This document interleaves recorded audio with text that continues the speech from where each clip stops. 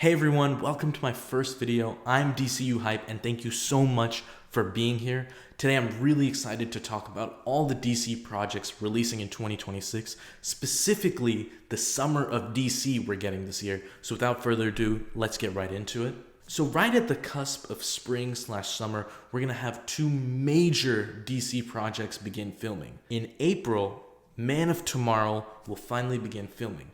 Man of Tomorrow, as you may know, is the direct sequel to Superman and will star David Corenswet as Superman and Nicholas Hoult as Lex Luthor as they team up to take on an otherworldly foe, Brainiac. This is the first time we're ever going to get Brainiac in a live-action movie project, and he will be played by German actor/rapper Lars Eidinger. Lars was chosen through an extensive audition process in which his audition obviously was the standout highlight, hence why he will be playing the role.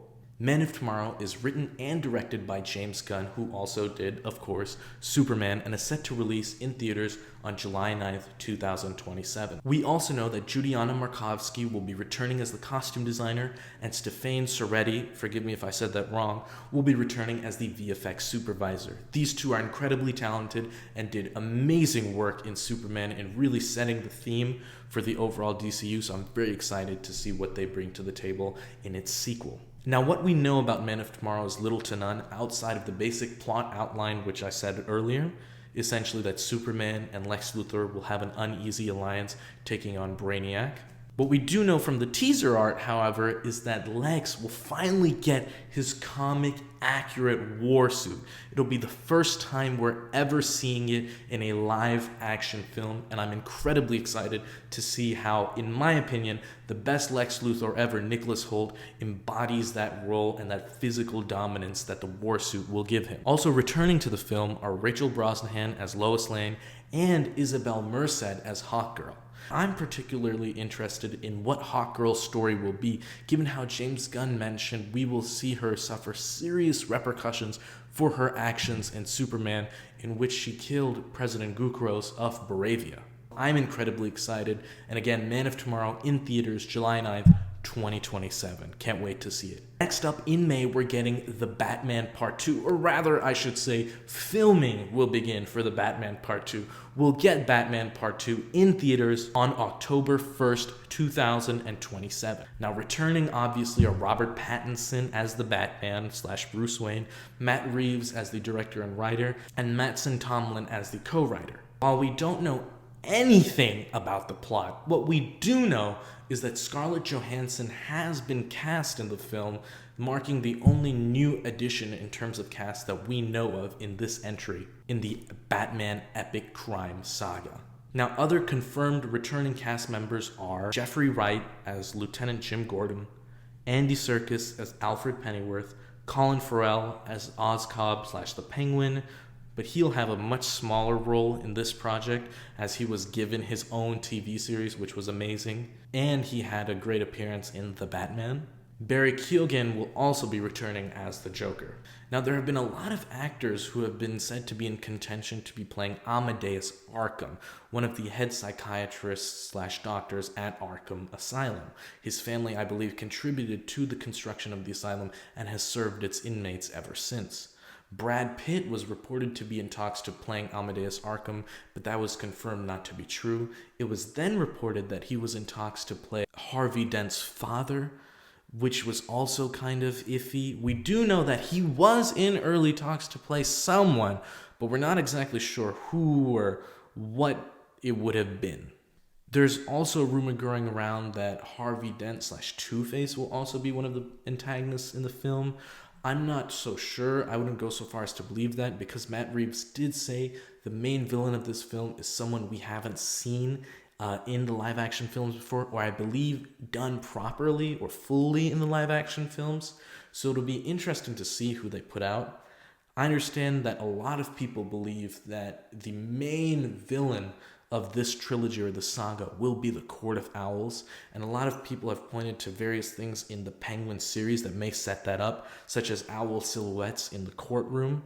I'm not sure. I think that would be very smart, and it would fit perfectly into the sort of conspiratorial, gritty, dirty, detective-esque style of these projects, but we'll just have to wait and see.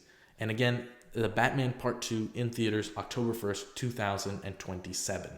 Finally, getting to stuff that's actually coming out this year, we have Lego Batman Legacy of the Dark Knight. I am so incredibly excited for this project. Not only has it been so long since we've gotten a good DC game. Remember, the last good DC game to come out was Batman Arkham Knight, and that was in 2015. That was 11 years ago. I'm not counting the Suicide Squad or Gotham Knights. I'm not counting those as good games, okay? For me, last time we got a good DC game, Batman Arkham Knight. And what is so great about this Lego Batman game is that it's not really one of those traditional Lego games. This is going to be an open world action adventure inspired heavily by the Arkham games. The game features an original story, which is inspired by decades of Batman films, TV, comics, and games, and it follows Bruce Wayne's journey from a young man all the way into the hardened Dark Knight. Now, we've already seen bits and pieces of the game through various clips and teasers and trailers that have released. We've seen them pluck from Batman Begins and The Batman and so many other projects. So I'm very excited to see what the overall story will be.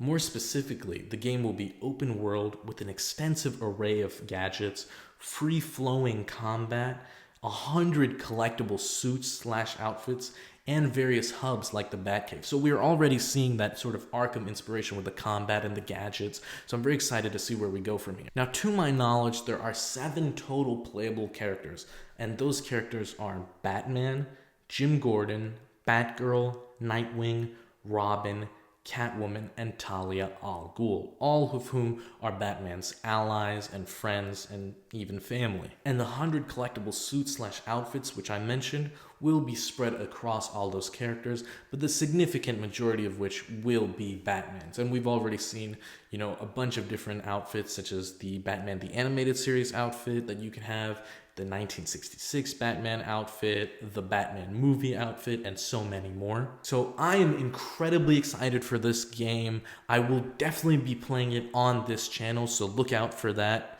The game releases May 29th, 2026, so in about 5 months or so, it'll be available to play, and I'm incredibly excited to do so.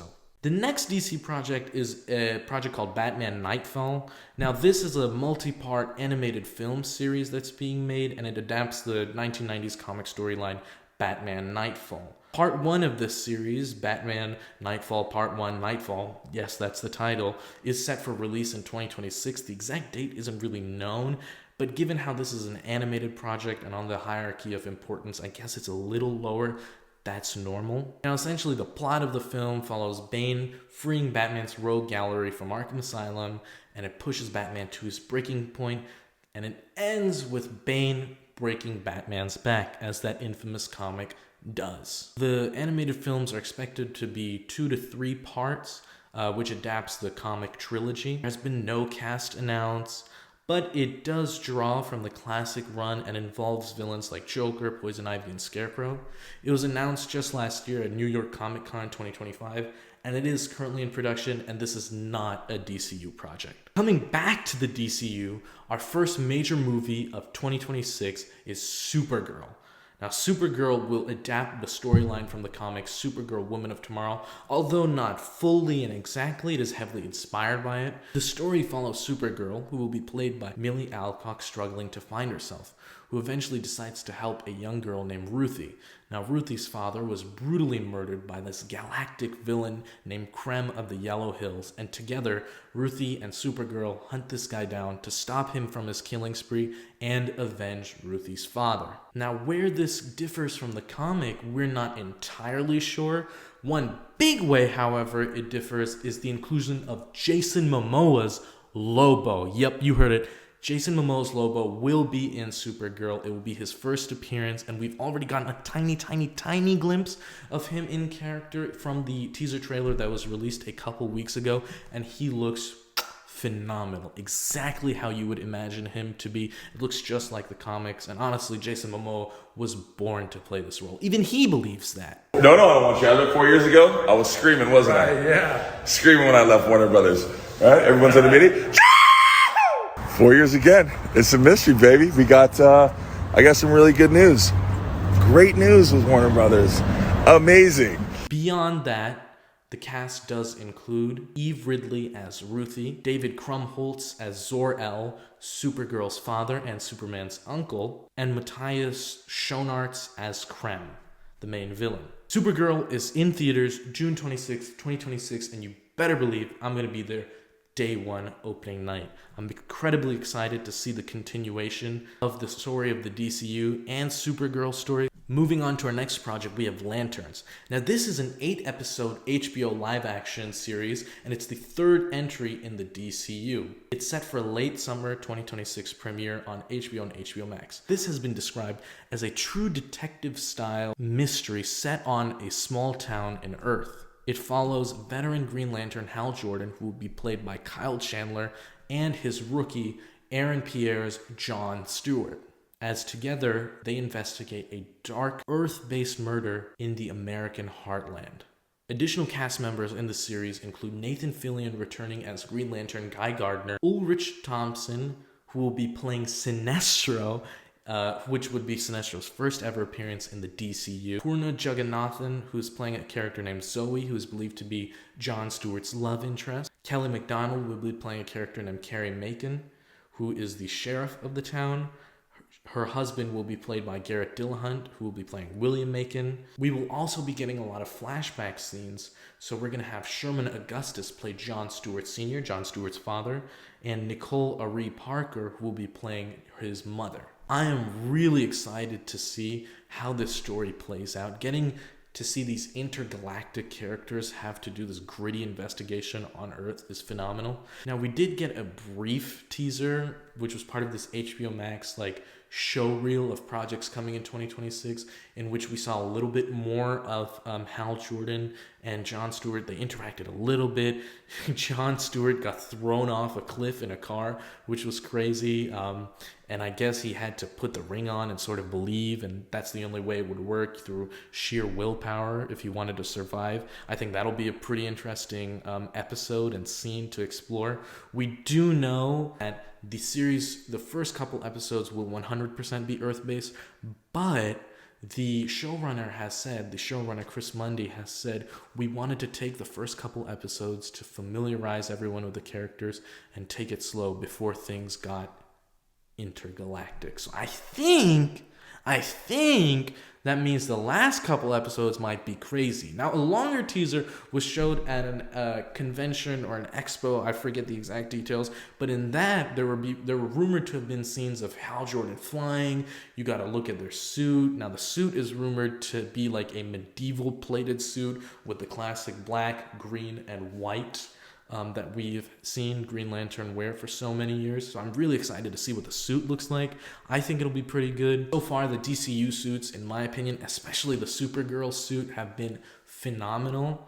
And I'm really excited to see how we build on it and how these various characters differentiate in their appearances given their backgrounds. So that's all I have for Lanterns right now. Lanterns comes out late summer 2026 on HBO Max.